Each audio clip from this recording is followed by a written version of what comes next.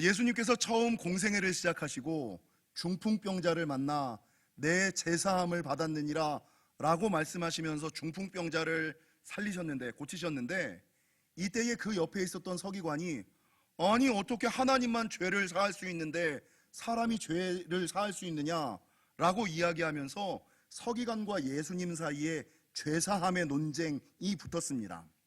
여러분, 이 논쟁을 시작으로 왜 예수님은 세리와 죄인들이랑만 어울리고 마시며 사느냐, 먹고 마시는 논쟁이 있었고요. 요한의 제자들은 금식하는데 왜 예수님의 제자들은 금식하지 않느냐며 금식 논쟁이 있었고, 안식일 밀밭 사이로 지나가다가 예수님의 제자들이 밀 이삭을 까부른 것으로부터 시작하여서 안식일 논쟁, 제자들이 장로들의 전통을 따르지 아니하고 손을 씻지 않고 식사를 하는 것을 보고서 장로들의 전통 논쟁, 장로들의 전통 논쟁, 예수님께 하늘로부터 오는 표적을 구하는 표적 논쟁, 수전절에 종교 지도자들이 예수님께 대놓고 당신이 그리스도라면 밝히 말해달라고 이야기했던 수전절 논쟁. 여러분, 성경에 보면 끊임없는 논쟁과 분쟁이 나오는데, 논쟁의 클라이막스는 예수님께서 십자가를 지시기 위하여 예루살렘에 입성하고 나서 주일 저녁 입성하지 않으셨습니까? 그리고 목요일 겟세마네 동산에서 잡히시기 전까지 그 3일에서 4일 사이에 어떤 논쟁들이 있었냐면, 예수님께서 예루살렘 성전에 입성하셔서 성전을 정화하시잖아요. 매매하는 자들을 내쫓고 돈 바꾸는 자들의 상을 엎으시니까 네가 무슨 권위로 이런 일을 행하느냐, 권위 논쟁. 그 다음에 사람들이 와서 가이사에게 세금을 내는 것이 옳습니까? 세금을 내지 않는 것이 옳습니까? 세금 논쟁. 바리새인들이 와서 부활이 있느냐 없느냐 부활 논쟁. 계명 중에 어떤 계명이 크냐, 율법학자들이 와서 계명 논쟁. 그리고 마지막으로 예수님께서 그러면 너희는 그리스도의 신분이 뭐라고 생각하느냐라고 물으시는 신분 논쟁까지. 그러니까 우리가 예수님의 생활을 읽을 때는 그냥 그러려니 하고 많이 읽었습니다만, 예수님의 공생애는 처음부터 끝까지 끊임없는 논쟁과 분쟁 가운데, 그리고 여러분 그 짧은 공생애 3년 기간 동안에 논쟁했던 사람들을 보면, 여러분 논쟁의 대상과 논쟁의 상대는 바리새인들과 사두개인들과 서기관들과 율법학자들과 대제사장들과 백성의 장로들과 헤롯 당원들과 유대인에 이르기까지 수많은 사람들과 끊임없이 논쟁하시고 분쟁하셨다라는 것이죠. 근데 문제는요, 오늘 예수님의 논쟁, 예수님의 삶이 논쟁과 분쟁의 삶이었다는 것과 오늘 본문에 보면 예수님께서 뭐라고 말씀하시냐면, 내가 화평을 주러 온 것이 아니라 검을 주러 불화를 일으키려 왔노라 라고 하는 이 말씀이, 예수님의 삶과 예수님의 말씀이 또 다른 성경의 말씀과 부딪힌다는 거예요. 여러분, 우리가 산상수훈의 말씀을 읽었습니다만, 마태복음 5장 9절에 산상수훈의 내용 가운데 어떤 말씀이 있냐면, 화평하게 하는 자는 복이 있나니, 화평하게 하는 자는 복이 있나니 그들이 하나님의 아들이라 일컬음을 받을 것이라. 그러니까 하나님의 아들은 화평하게 하는 사람이지, 맨날 그냥 따지고 싸우고 그냥 찢고 쪼개고 그냥 손가락질하는 사람들은 하나님의 아들이 아니에요. 예수님의 가르침 중에 가장 귀한 가르침, 가장 값진 가르침을 이야기하시면서 화평하게 하는 자는 복이 있나니 저가 하나님의 아들이라 일컬음을 받을 것이니라 라고 말씀을 하셨는데, 오늘 저와 읽었던 마태복음 10장에서 오늘 10장 34절과 35절에 보니까 예수님께서 오신 것은 화평을 주러 온 것이 아니라 검을 주고 오히려 불화하게 하기 위하여 오셨다. 이게 뭔 소리야? 아니, 왜 마태복음 5장의 말씀과 마태복음 10장의 말씀이 달라요? 여러분, 오늘 본문뿐만 아니라 동일한 다른 본문 누가복음 12장 49절 이하에서는 예수님이 뭐라고 말씀하시냐면, 내가 불을 땅에 던지러 왔다, 내가 불을 땅에 던지러 왔다라고 말씀하시면서, 내가 세상에 화평을 주려고 온 줄로 아느냐, 내가 너희에게 이르노니 도리어 분쟁하게 하려 함이라. 내가 온 것은 화평을 위하여 온 것이 아니라 분쟁과 불화를 위하여 왔노라. 이게 도대체 무슨 말이야? 뭐가 맞고 뭐가 틀려? 그리고 여러분 조금 더 넘어가서 히브리서 12장 14절은 또 뭐라고 말씀하시냐면 모든 사람과 더불어 화평함과 거룩함을 따르라. 모든 사람과 더불어 화평함과 거룩함을 따르라. 이것이 없이는 아무도 주를 보지 못하리라. 아니 왜 이랬다 저랬다. 아니 도대체 무슨 말씀? 마태복음 5장의 말씀, 히브리서 12장의 말씀이 맞는 거예요. 마태복음 10장, 누가복음 12장의 말씀이 맞는 거예요. 예수님께서 우리에게 원하시는 것은 화평함인지, 예수님께서 우리에게 원하시는 것은 분쟁과 불화인지. 아니 왜 예수님은 분쟁과 불화 가운데 사셨으면서 왜 우리 성도들에게는 화평하게 살라고 이야기하실까? 궁금하지 않으신가요? 할렐루야. 왜 아무 반응들이 없으시죠? 예. 예수님의 생애를 보면 여러분 많은 사람들이, 성경을 잘 모르는 사람들이 예수님의 삶이 온유하고 평화하고 그냥 좋게 이렇게 지난 것이라고 생각하지만 성경을 제대로 보면 예수님께서는 끝없이 수많은 사람들과 분쟁하고 불화하고 여러분 충돌하며 살아가셨다라는 것이죠.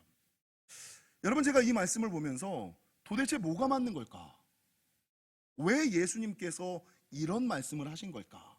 이에 대해서 궁금해했고, 여러분 결론은요, 결론부터 말씀드리면 사실 마태복음 5장의 산상수훈의 말씀과 히브리서 12장의 말씀, 화평해야지 된다 라는 말씀은 일반적인 회중과 청중들을 향하여 하신 말씀이에요.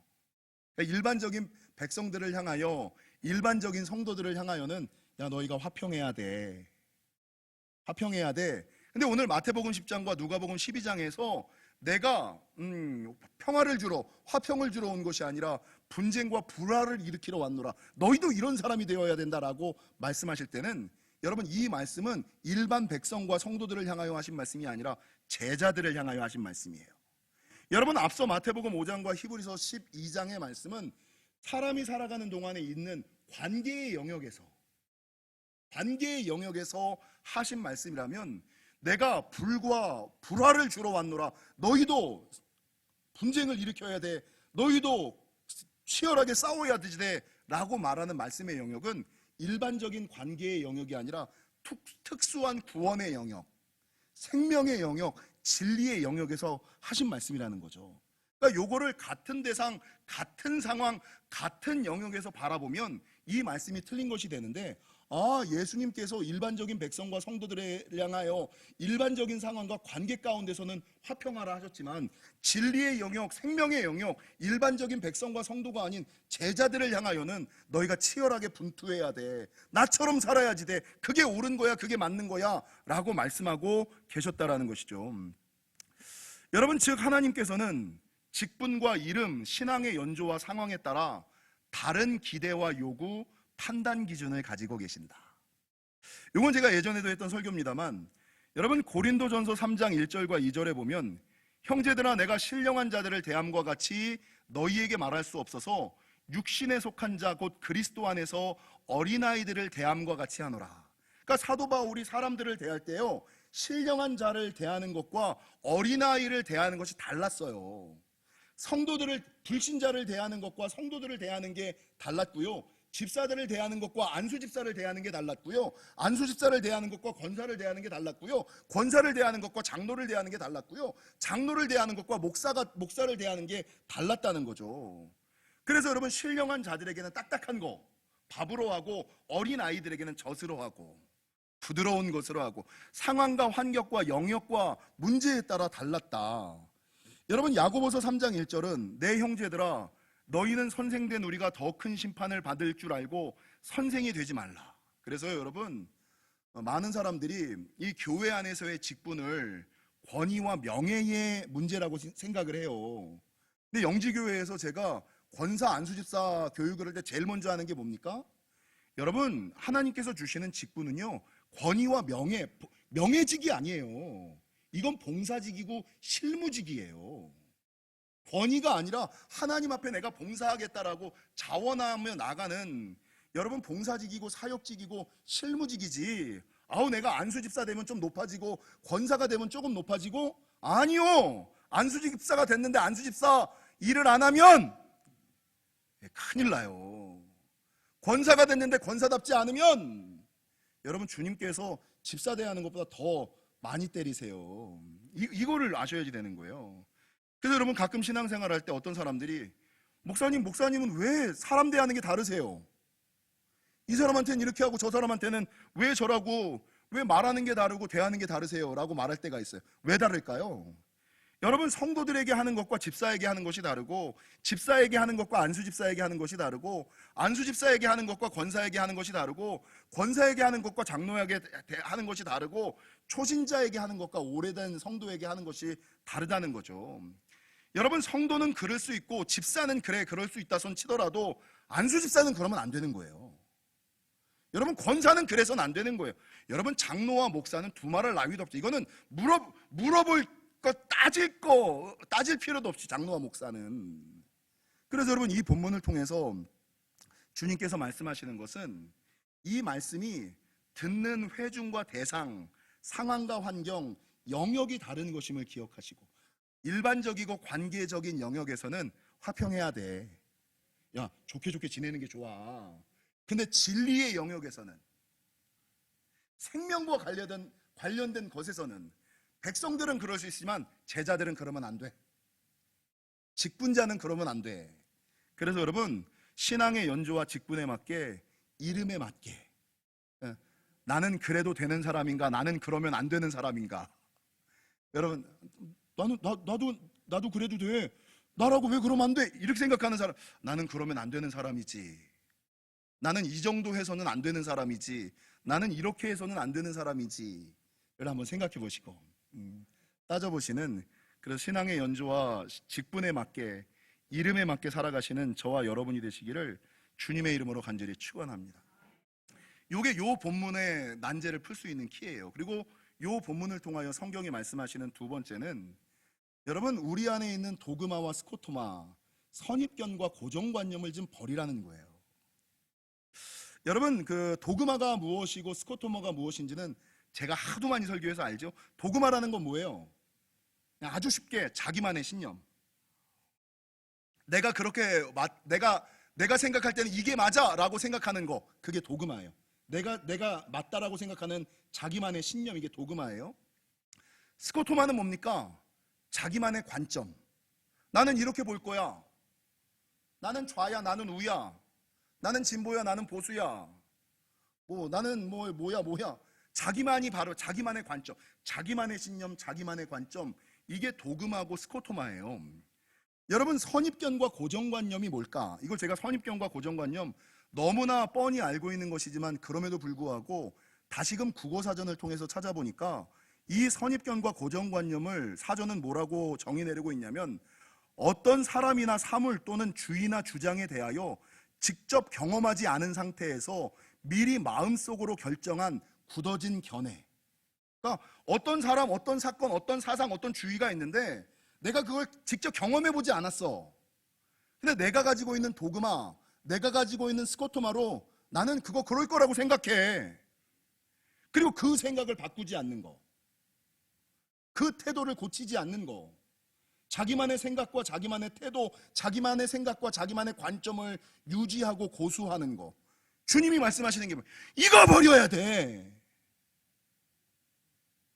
여러분 오늘 본문의 예수님과 부딪힌 사람들을 좀 보세요.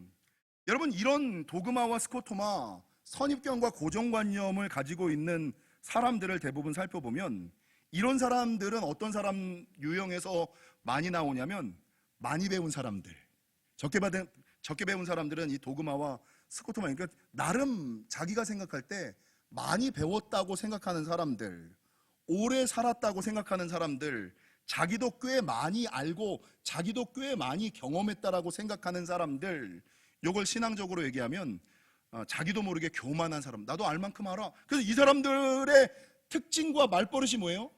나도 알 만큼 알아. 나도 살 만큼 살았어. 나도 다닐 만큼 다녀봤어. 이거를 나도 알 만큼 알아. 나도 알 건 다 알아. 나도 알 건 다 알아. 나도 살 만큼 내가 나이가 몇인데, 내가 교회 생활이 몇 년인데, 나도 다닐 만큼 다녔어. 이렇게 생각하는 사람들의 모습 속에서 여러분 도그마와 스코토마, 선입견과 고정관념이 있다는 거예요. 그리고 이런 고정관념 때문에 예수님이 오셔서 하늘의 진리를 선포해도 다 자기도 아니까 굳이 남의 소리를 들을 필요가 없는 거예요. 자기는 율법학자고, 자기는 교수고, 자기는 큰 교회 담임 목사인데 목수의 아들의 소리를 들을 이유가 없는 거야. 자기들이 생각할 때는 굳이 내가 그 소리를 들어야지 돼? 나도 알 만큼 알고 배울 만큼 배웠고 다닐 만큼 다녔고, 내가 지금 나이가 몇인데 이제 30밖에 안 된 사람의 말을 들을 필요가 있어? 그래서 여러분, 이 도그마와 스코토마, 선입견과 고정관념을 가졌던 예수님께서 들을 귀 있는 자들은 들으라 그렇게 외쳤는데도 불구하고 끝까지 안 들으며 예수님과 부딪히는, 야, 네가 말한 거랑 내가 말하는 게 틀려, 내 생각은 네 생각이랑 달라 라고 예수님과 끊임없이 논쟁과 분쟁이 붙었던 사람들을 보세요. 앞서 말씀드렸던 바리새인, 사두개인, 서기관, 율법학자, 대제사장, 백성의 장로, 헤롯 장원, 다 어떤 사람이에요? 높은 사람들, 많이 배운 사람들, 많이 가진 사람들, 많이 다닌 사람들. 이 사람들 안에 자기도 모르게끔 교만이 싹 터서, 교만이 굳어 있어서, 자기만의 도그마, 자기만의 스코토마, 선입견과 고정관념에 자리 잡혀 있어서 주님이 오셔서 하늘의 말씀을 선포하심에도 불구하고 이 하나님의 말씀을 순수하게, 순전하게 아멘으로 믿으며 나아가는 것이 아니라 자기 귀로 거르는 거야. 자기 귀로 재단하는 거야. 자기 머리로. 주님께서 이 듣지 않는 사람들, 이 바꾸지 않는 사람들을 향하여, 그래서 여러분, 제가 사실은 예수님의 생애를 보면 예수님과 예수님과 부딪혔던 사람들 있잖아요. 예수님께서 이 바리새인들과 서기관들과 사두개인들과 율법학자들과 헤롯 대왕원들을 되게 싫어하셨을 것이다, 이렇게 생각했거든요. 예수님 입장에서는 3년 동안 그렇게 싸웠는데도 불구하고 끝내 이 바리새인들과 이 사람들이 어떻게 해요? 예수님 죽여버리잖아요. 자기 뜻이랑 다르다고. 여러분, 가룟 유다가 예수님을 팔아버린 이유도 뭐예요? 자기 생각이랑 틀리다고, 자기 방법이랑 다르다고 팔아버린 거 아니에요? 이 사람들이 예수님을 십자가에 달려 죽게 하신 이유도 뭐예요? 자기 생각이랑 틀리다고, 내가 생각하는 거랑 다르다고, 왜 나를 틀리다 그러냐고, 왜 내가 잘못이라고 얘기하냐고, 자기의 옳음을 주장하기 위하여, 자기의 생각을 주장하기 위하여 그냥 예수님이 옳다라는 것을, 예수님이 기적의 주인공 하나님의 아들이라는 것을 알면서도 십자가에 딱 달아 죽여버리잖아요. 자기의 옳음을 주장하기 위하여. 그래서 여러분, 제가 이 장면을 보면서 예수님께서 진짜 자기를 죽이신 바리새인들과 사두개인들과 율법학자들과 서기관들을 정말 싫어하셨겠다 라는 일반적인 생각을 했는데, 요 말씀을 준비하다가 예수님 공생애 3년 동안 하셨던 수많은 논쟁이 있는데, 여러분, 뒤에 말씀드렸던 논쟁 가운데 예수님이 십자가에 달려 돌아가시기 전 예루살렘에 입성하여 겟세마네 동산에 잡히시는 그 전까지 하셨던 문제를 보니까, 여러분, 그 짧은 3일과 4일의 기간 동안에 예수님이 어떤 논쟁을 하셨냐면, 권위 논쟁, 세금 논쟁, 부활 논쟁, 계명 논쟁, 신분 논쟁. 마지막까지 누구랑 싸우다 가셨어요? 요 바리새인, 서기관, 사두개인, 율법학자, 헤롯 당원들이랑. 왜 그러셨을까? 십자가에 달리시기 전까지 그들을 돌이키고자 하셨던 예수님의 사랑, 끝까지 그들을 포기하려고 하지 않았던, 어떻게 하든지 간에 얘네가 마지막 내 소리를 듣고 내가 십자가에 죽는 것을 보고서라도 돌이켜야 되는데, 그 예수님의 끝까지, 그러니까 우리가 생각할 때는 바리새인들과 사두개인들이 참 못된 놈이긴 하지만, 예수님은 이 사람들에게 오히려 더 많은 시간을, 더 많은 에너지를, 더 많은 사랑을 쏟으시면서 끝까지 그들을 돌이키려고 하셨던 사랑의 대상, 구원의 대상이셨다라는 것을 제가 성경을 통해서 여러분 발견할 수 있었다라는 것입니다. 사랑하는 성도 여러분, 예수님께서는 끊임없이 도그마와 스코토마에 잡혀있는 사람들의 생각과 사상을 깨뜨리려 하셨고, 십자가를 지시기 전 마지막 사흘 동안 이 일에 모든 에너지를 쏟으셨던 분이심을 기억하시고, 여러분, 자주 말씀드리지만 고린도전서 10장 12절의 말씀을 우리가 좀 기억하셔야지 돼요. 고린도전서 10장 12절은 뭐라고 증거하냐면, 그런즉 선줄로 생각한 자는 넘어질까 조심하라.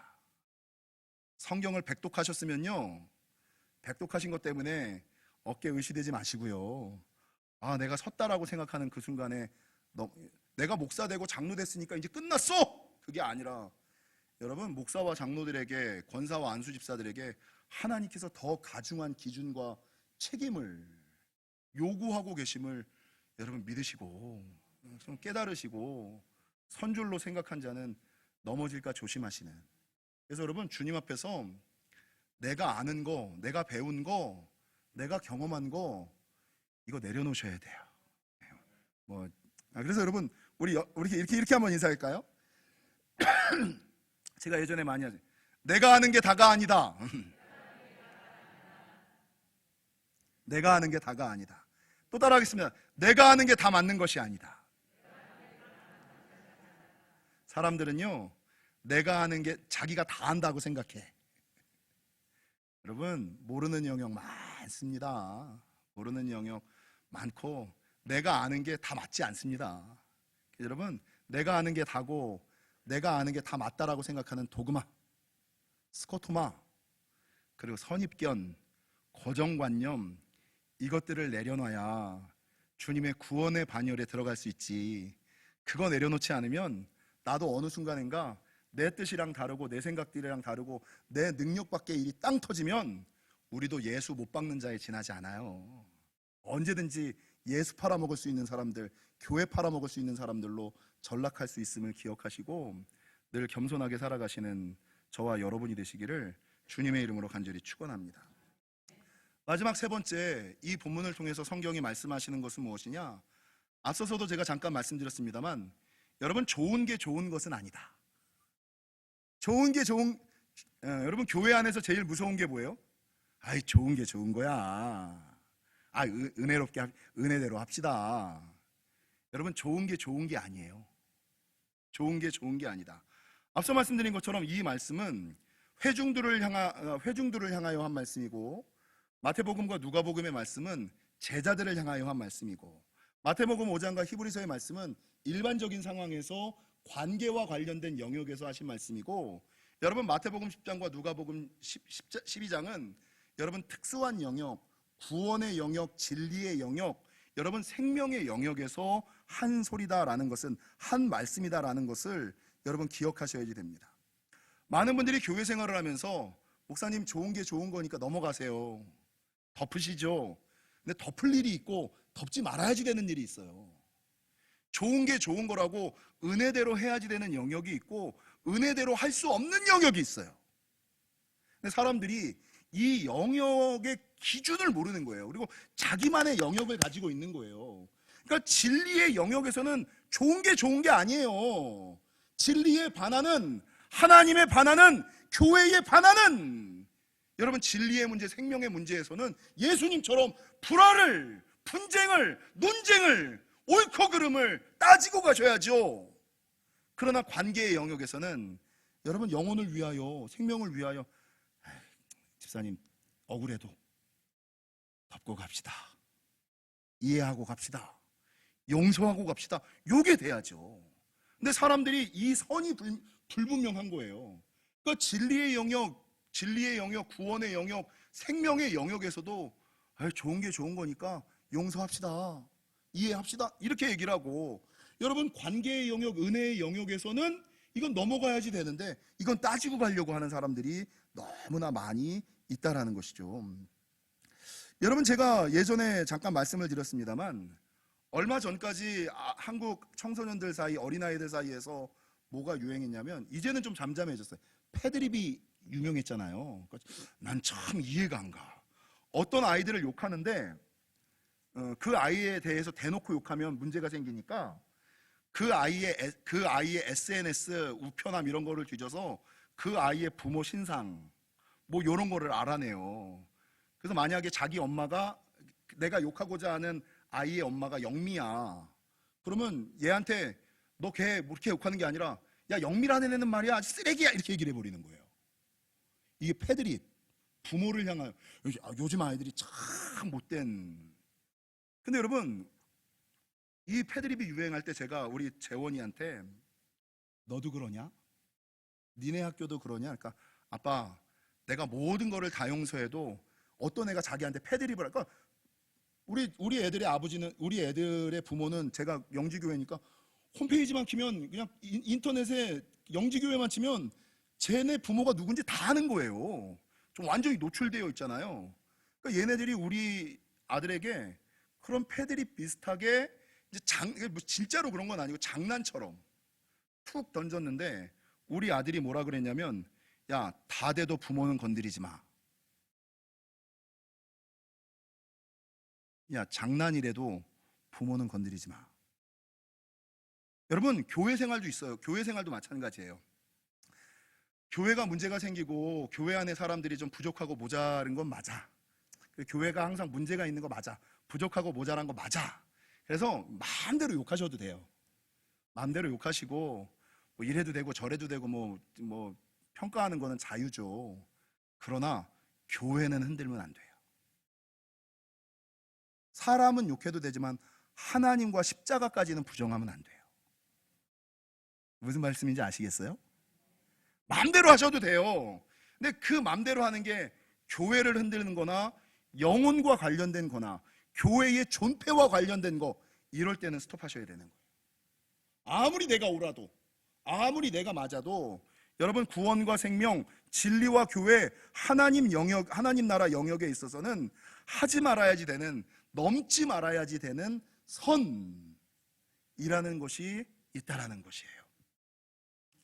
고린도전서 10장 23절에 보면 성경은 뭐라고 증거하냐면, 모든 것이 가하나 모든 것이 유익한 것이 아니요 모든 것이 가하나 모든 것이 덕을 세우는 것이 아니다. 제가 얼마 전에도 우리 아들에게 이런 얘기를 했어요.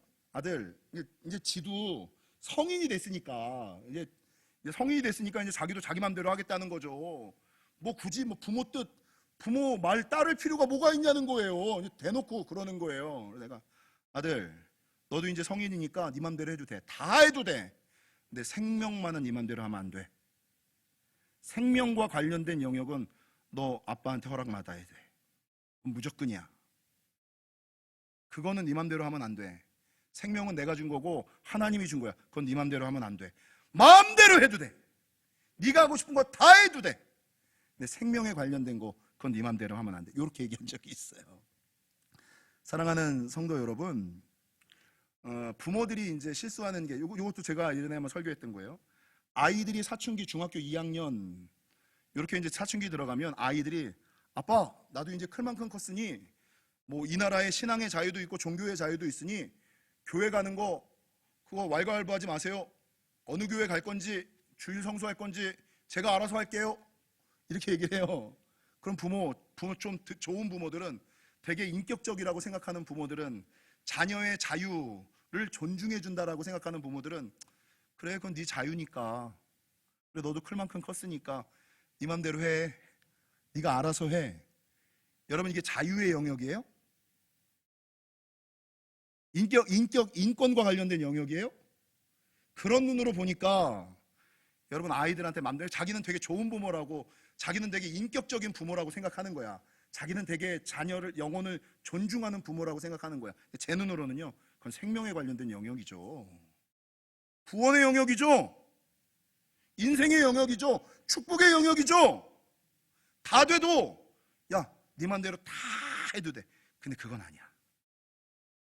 그건 아니지. 그건 넘으면 안 되지. 사람, 성도들이 이 선의 구분을 잘 못하는 거예요. 이게 은혜의 영역에서 결정해야 되는 건지, 진리의 영역에서 결정해야 되는 건지, 관계의 영역에 있는 건지, 여러분, 이게 생명과 구원의 영역에 있는지, 부모들이 선이 분명하지 않으니까 자기는 되게 인격적이고 자유를 존중하는 부모라고, 그래, 네 맘대로 해, 이랬다가, 여러분, 결론 아시잖아요. 중학교 때 네 맘대로 해라고 아이들 그냥 교회 다니는 거, 신앙생활 하는 거 내버려둔 자녀 치고, 대학 가고 결혼해서 신앙 지키고 예수 잘 믿는 사람이 있었어요? 있었어요? 없었잖아요. 근데 그때 막 진짜 그 자녀랑 치열하게 그냥 싸우고, 막 용돈 갖고 치사하게 싸우고, 너 교회 안 가면 용돈 안 준다. 막 진짜 내가 그 얘기를 하면서도 내가 치사해. 치사하고 막 마음 아프지만, 그럼에도 불구하고 신앙을 딱 잡아놓잖아요. 그러면 얘네들이 직장 나가고 멀리 가서 그때 돼서, 야, 내가 그럼에도 불구하고 교회 안에 있었던 게, 신앙 안에 있었던 게, 믿음 안에 있었던 것이, 야, 이게 맞았구나, 이러는 거예요.